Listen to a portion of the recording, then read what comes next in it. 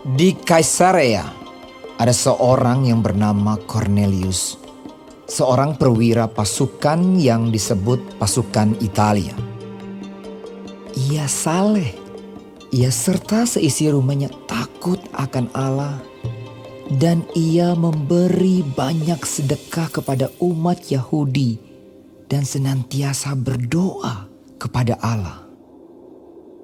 Dalam suatu penglihatan, kira-kira jam 3 petang, jelas tampak kepadanya seorang malaikat Allah masuk ke rumahnya dan berkata kepadanya, Cornelius. Ia menatap malaikat itu dan dengan takut ia berkata, Ada apa Tuhan? Jawab malaikat itu, Semua doamu dan sedekahmu telah naik ke hadirat Allah, dan Allah mengingat engkau. Dan sekarang, suruhlah beberapa orang ke Yope untuk menjemput seorang yang bernama Simon dan yang disebut Petrus. Ia menumpang di rumah seorang penyamak kulit yang bernama Simon, yang tinggal di tepi laut.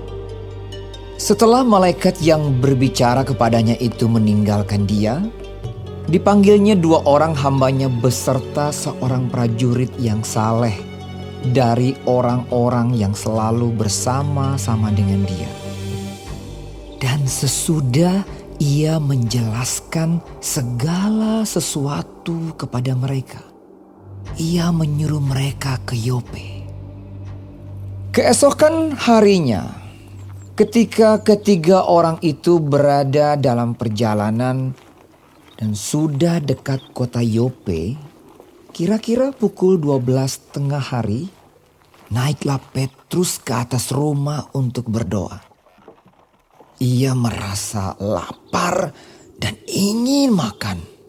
Tetapi sementara makanan disediakan, tiba-tiba rohnya diliputi kuasa ilahi. Tampak olehnya langit terbuka dan turunlah suatu benda berbentuk kain lebar yang bergantung pada keempat sudutnya yang diturunkan ke tanah.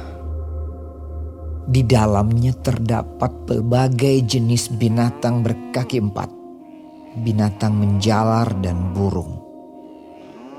Kedengaranlah olehnya suatu suara yang berkata, Bangunlah hai Petrus, sembelihlah dan makanlah.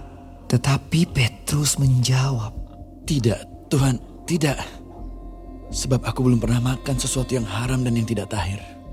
Kedengaran pula untuk kedua kalinya suara yang berkata kepadanya, Apa yang dinyatakan halal oleh Allah, tidak boleh engkau nyatakan haram. Hal ini terjadi sampai 3 kali. Dan segera sesudah itu terangkatlah benda itu ke langit. Petrus bertanya-tanya di dalam hatinya, apa kiranya arti penglihatan yang telah dilihatnya itu. Sementara itu, telah sampai di muka pintu orang-orang yang disuruh oleh Cornelius dan yang berusaha mengetahui di mana rumah Petrus. Mereka memanggil seorang dan bertanya, apakah Simon yang disebut Petrus ada menumpang di rumah itu? Dan ketika Petrus sedang berpikir tentang penglihatan itu, berkatalah Roh, Ada 3 orang mencari engkau. Bangunlah, turunlah ke bawah, dan berangkatlah bersama-sama dengan mereka. Jangan bimbang, sebab aku yang menyuruh mereka kemari. Lalu turunlah Petrus ke bawah dan berkata kepada orang-orang itu, Akulah yang kamu cari. Apakah maksud kedatangan kamu? Jawab mereka, Cornelius, seorang perwira yang tulus hati dan takut akan Allah, dan yang terkenal baik di antara seluruh bangsa Yahudi, telah menerima penyataan Allah dengan perantaraan seorang malaikat kudus, supaya ia mengundang engkau ke rumahnya dan mendengar apa yang akan kau katakan. Ia mempersilakan mereka untuk bermalam di situ. Keesokan harinya ia bangun dan berangkat bersama-sama dengan mereka, dan beberapa saudara dari Yope menyertai dia. Dan pada hari berikutnya sampailah mereka di Kaisarea. Kornelius sedang menantikan mereka, dan ia telah memanggil sanak saudaranya dan sahabat-sahabatnya berkumpul. Ketika Petrus masuk, datanglah Kornelius menyambutnya. Dan sambil tersungkur di depan kakinya, ia menyembah Petrus. Tetapi Petrus menegakkan dia, katanya, Bangunlah, aku hanya manusia saja. dan sambil bercakap-cakap dengan dia, ia masuk dan mendapati banyak orang sedang berkumpul.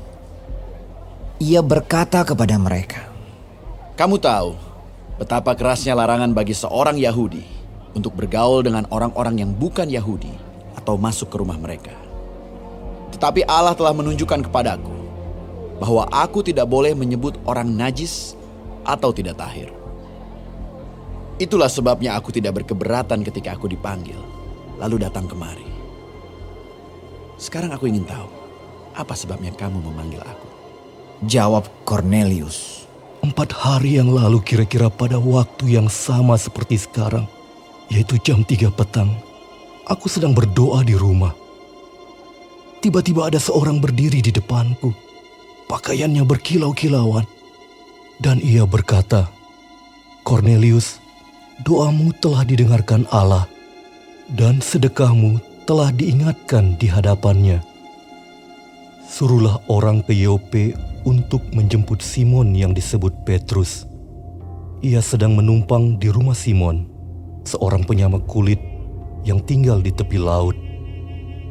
Karena itu, segera kusuruh orang kepadamu, dan dengan senang hati engkau telah datang. Sekarang, kami semua sudah hadir di sini, di hadapan Allah, untuk mendengarkan apa yang ditugaskan Allah kepadamu.